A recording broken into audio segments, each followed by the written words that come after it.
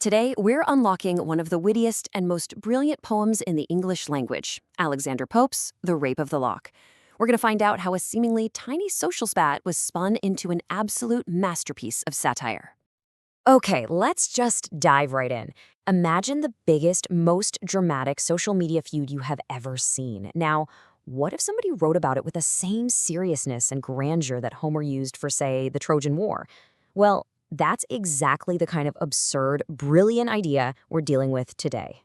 So, how on earth did we get an entire epic poem written over a simple lock of hair? Well, believe it or not, it all started with a real-life incident. And this is the wild part. It's based on a true story.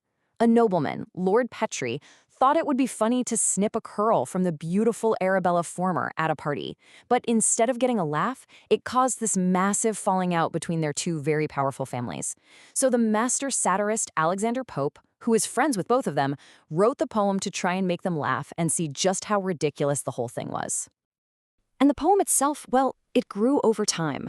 It started out in 1712 as a short, lighthearted piece, but it was such a hit that Pope expanded it in 1714, adding a whole cast of tiny supernatural spirits called sylphs to guard our heroine. Then, in 1717, he added a really crucial speech that gives the whole poem its moral anchor. So, let's get into the story itself. Pope takes this minor incident and just blows it up into a full-blown epic battle. The story unfolds in 5 acts, or cantos. It all starts with a supernatural warning in a dream. But our villain, the Baron, is absolutely determined to steal one of Belinda's perfect curls.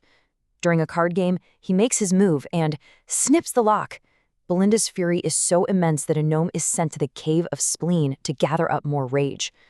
This whole thing leads to a mock battle where the lock is lost, only to rise up to the heavens and become a star.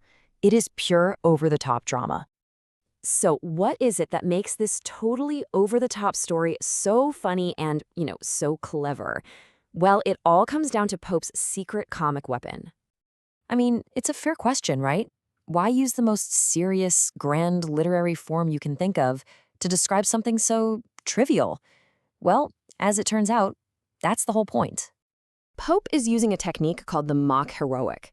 The idea is simple but totally brilliant. You take the style of a grand, serious epic poem and apply it to a completely ridiculous subject. The humor comes from that gigantic mismatch. It's like using the score from a massive blockbuster action movie for a video of a cat falling off a chair. And this table here breaks it down perfectly. On one side, you have a heroic epic, like the Iliad. It's about war, gods, the fate of nations. It is deadly serious. And then on the other side, you have Pope's mock heroic, which takes a trivial subject like a stolen curl and gives it that same epic treatment. So the goal isn't to celebrate heroes, it's to critique society, but with a wink and a nod. Okay, so if the poem is a critique, who or what was actually on Pope's hit list? Let's decode the satire. Oh, Pope had a whole list of targets for sure. He was mocking the vanity and materialism of the upper class, their complete obsession with appearances. He was poking fun at their idleness. Their lives were filled with gossip and card games, which he describes like their epic battles. And he was also satirizing their completely over-the-top sense of honor, where, a stolen curl is treated like a mortal wound. And here's one of Pope's sharpest critiques in action. He describes Belinda getting ready not as a routine, but as a full-on religious ceremony. Her dressing table becomes an altar, her cosmetics holy relics. He's brilliantly showing how the worship of beauty had completely replaced any real spiritual devotion. So this is the crucial point, right? The lock of hair isn't just hair. It's a symbol.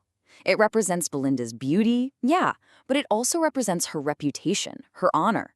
And the fact that something so small and fragile could cause such an enormous conflict just shows how warped and appearance-obsessed their world really was. Pope gives us 2 competing viewpoints through 2 really key characters. You have Belinda, who's the star of the show. She embodies all the vanity and superficiality that Pope is satirizing. But then there's Clarissa. She's the one who hands the Baron the scissors, but later gives a speech urging everyone to prioritize good sense and virtue over beauty. She is the voice of reason, and of course, absolutely no one listens to her. All right, so a poem about 18th century socialites. Why are we still talking about it today? What makes it stick around? Well, the reason it endures is actually pretty simple. While the powdered wigs and card games have changed, human nature, not so much. The poem is fundamentally about vanity, about blowing small things way out of proportion, and caring more about appearances than substance. Sound familiar? Pope was basically satirizing the 18th century version of influencer drama. And Pope himself, he left a massive legacy. He just nailed this style of witty, balanced, and razor-sharp poetry. And he remains one of the most quotable writers in the English language. He really set the standard for satire that comedians and writers have been following for centuries.